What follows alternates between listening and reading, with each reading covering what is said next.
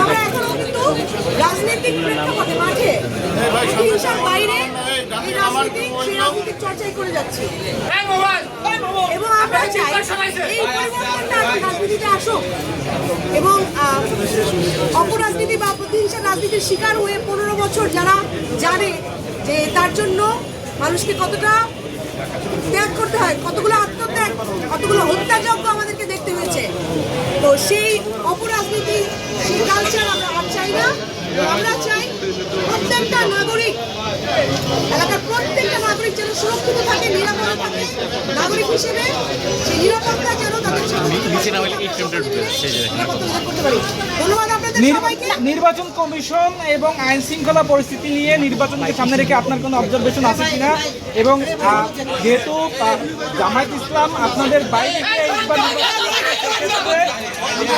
সেক্ষেত্রে তারা আপনাদের নিয়ে, যেহেতু আপনার বড় দল, বিভিন্ন অভিযোগ সামনে আসছে আপনাদের নিয়ে, চাঁদাবাজি এবং ভোটারদেরকে ভোট কেনার একটি বিষয় আসছে, সেই জায়গা থেকে আপনাদের বক্তব্য দেবেন।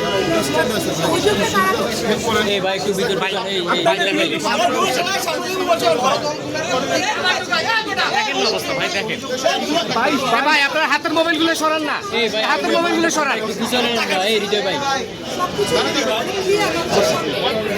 ভাই